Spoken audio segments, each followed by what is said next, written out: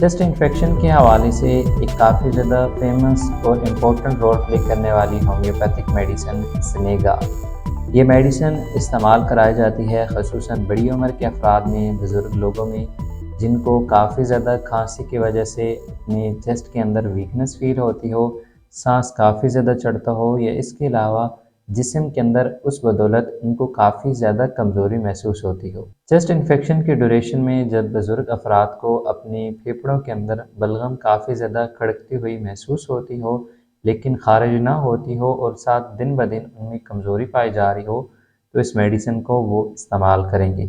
अब इस वीडियो के अंदर हम स्नेगा होम्योपैथिक मेडिसिन के रिलेटेड डिटेल के साथ डिस्कस करेंगे कि आया ये मज़ीद किन सिम्टम्स के अंदर इस्तेमाल कराई जाती है, और फर्स्ट ऑफ ऑल कि चेस्ट इन्फेक्शन में जो ये सबसे ज़्यादा यूज़फुल रहती है, तो पेशेंट की क्या और सिम्टम्स पाई जा रही होंगी जिस बदौलत इस मेडिसिन को वो यूज़ कर सकते हैं और कौन सी पोटेंसी के अंदर वो इस्तेमाल करेंगे। अस्सलाम वालेकुम, मैं डॉक्टर मुजीबुल हसन और आप लोगों को वेलकम करता हूँ आज की इस वीडियो के अंदर। उम्मीद करता हूँ कि आप सब खैर आफियत के साथ हंसते मुस्कुराते अपनी ज़िंदगी को एंजॉय कर रहे होंगे। अपने ट्रीटमेंट के हवाले से अगर आप मेरे साथ रब्ता करना चाहते हैं, कुछ फ़ीस पे करने के बाद आप व्हाट्सएप के ऊपर इस दिए गए नंबर पर मेरे साथ रब्ता कर सकते हैं। स्नेगा होम्योपैथिक मेडिसिन बुज़ुर्ग अफराद के लिए और ख़ुसूसन उन अफराद के लिए जो कि जवानी के अंदर काफ़ी ज़्यादा सिगरेट वगैरह इस्तेमाल करते हों और उस वजह से उनकी लंग्स के इंटरनल टिश्यूज़ इतने ज़्यादा वीक हो चुके हों या डेड हो चुके हों कि वहाँ पे अक्सर बलगम बनी रहती हो। ये मेडिसिन ख़ुसूसन बड़ी उम्र के अफराद में, बुज़ुर्ग लोगों में काफ़ी ज़्यादा इस्तेमाल कराई जाती हैं।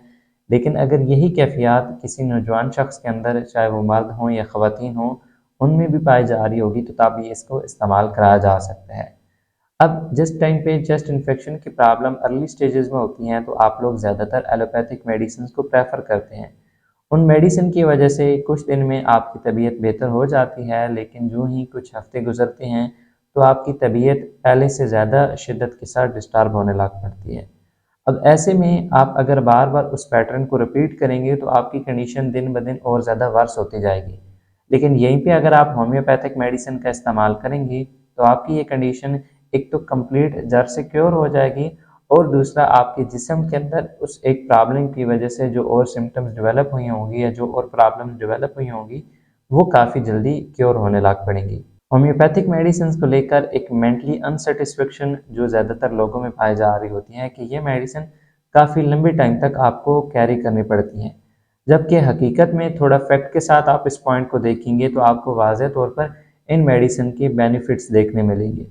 जैसे कि अगर आपको allopathic medicine time to time लेनी पड़ेंगी, फॉर एग्जांपल आपने आज 2-3 दिन मेडिसिन ली हैं, तो उससे क्या होगा, आपकी तबीयत कुछ दिन तक बेहतर रहेगी लेकिन अगली दफ़ा और ज़्यादा डिस्टर्ब होगी, और यही मेडिसिन का पैटर्न आपका रेगुलर चलता रहेगा हर कुछ दिनों के बाद, फिर कुछ हफ्तों के बाद, तो आप इससे तंग आने लग पड़ेंगे। दूसरी तरफ अगर आप होम्यो मेडिसिन की बात करें तो आपको रेगुलर ही कुछ टाइम लंबा लेना पड़ेगा। जैसे कि कभी कभार आपकी कंडीशन देखी जाती है, एक हफ्ते की मेडिसिन आपको बताई जाती है, कुछ केसेस के अंदर अगर आपकी कंडीशन ज़्यादा डिस्टर्ब होगी, इवन 1 महीना या 2 महीने की मेडिसिन भी बताई जाती हैं। लेकिन अगर इस टाइम ड्यूरेशन को भी आप देखें तो 2 महीने रेगुलर मेडिसिन यूज़ करने के बाद आपकी कंडीशन कंप्लीट क्योर हो जाती है और आपको बार बार मेडिसिन नहीं लेनी पड़ती, तो आपके लिए ये सबसे ज़्यादा बेनिफिट वाला पॉइंट रहता है।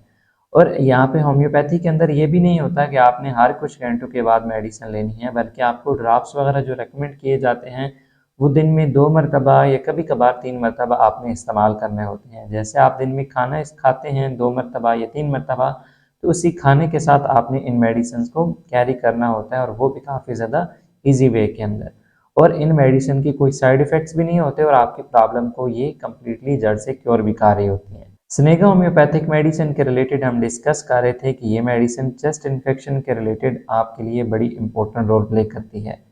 अगर आपकी चेस्ट इन्फेक्शन नहीं हो लेकिन आपको बलगम की प्रॉब्लम काफ़ी लंबे टाइम से रह रही हो, वो बार बार ऑन ऑफ की कंडीशन आपकी बन रही हो, जैसे पहले मैंने जिक्र किया है कि मेडिसिन लेंगे तो वो वक्ती तौर पे आपको फ़र्क पड़ जाएगा, लेकिन कुछ दिनों के बाद फिर से वो कंडीशन डेवलप होने लग पड़ेगी, तो ऐसे में फिर आपको एक तो नमूनिया होने के चांसेस काफ़ी ज़्यादा होते हैं, दूसरा आपके लंग्स के टिश्यूज़ अगर काफ़ी ज़्यादा वीक हो जाएंगे, तो ऐसे में आप कोई भी थोड़ा बहुत काम करेंगे या ज़्यादा चलेंगे तो उससे आपको सांस फूलने की प्रॉब्लम स्टार्ट होने लग पड़ेगी। अब बड़ी उम्र के अफराद जिनकी एज तकरीबन 50 से या 55 साल से ऊपर होगी, उनमें अगर ये चेस्ट इन्फेक्शन बहुत ज़्यादा हद तक बढ़ जाए तो उनमें एक तो सांस लेने के अंदर काफ़ी ज़्यादा प्रॉब्लम होगी और वीकनेस इस कदर शदीद हो जाएगी कि वो इवन सीढ़ियाँ भी नहीं चढ़ सकेंगे, मतलब कि ऊंचाई की जानिब वो चल भी नहीं पा रहे होंगे। उनको अपनी बॉडी के ऊपर काफ़ी ज़्यादा प्रेशर फील होने लग पड़ेगा, स्पेशली चेस्ट रीजन के अंदर। जिस टाइम पे लंग्स काफ़ी ज़्यादा वीक हो जाते हैं तो ऐसे में जो आपकी ब्लड सर्कुलेशन होती है वो नॉर्मल रहती है, लेकिन जो ब्लड के अंदर ऑक्सीजन लेवल्स होते हैं वो काफ़ी ज़्यादा डाउन होने लग पड़ते हैं और आपका जिस्म आहिस्ता आहिस्ता खोखला आपको फील होने लग पड़ता है।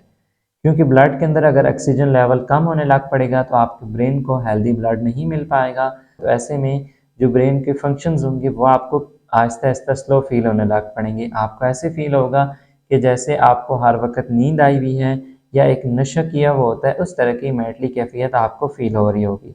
इसी तरह से हेल्दी ब्लड अगर आपके हार्ट को नहीं मिलेगा तो हार्ट की जो पंपिंग होगी वो काफ़ी ज़्यादा डिस्टर्ब फील होने लग पड़ेगी। इवन आहिस्ता आहिस्ता जो बॉडी के डिफरेंट ऑर्गन्स होते हैं वो भी काफ़ी ज़्यादा डिस्टर्ब होने लग पड़ते हैं।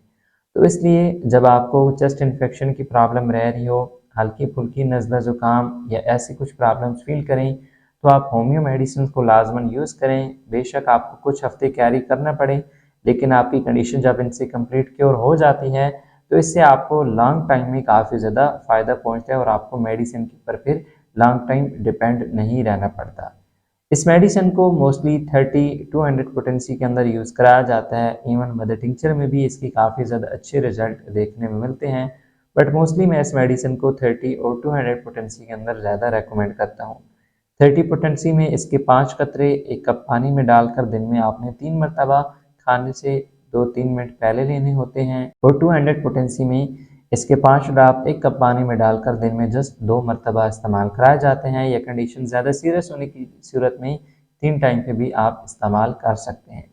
मज़ीद इस होम्योपैथिक मेडिसिन के हवाले से अगर आपका कोई क्वेश्चन होता है तो आप कमेंट्स के अंदर पूछ सकते हैं, या अपने ट्रीटमेंट के हवाले से अगर आप मेरे साथ रब्ता करना चाहें, कुछ फ़ीस पे करने के बाद आप व्हाट्सएप के ऊपर इस दिए गए नंबर पर मेरे साथ रब्ता कर सकते हैं।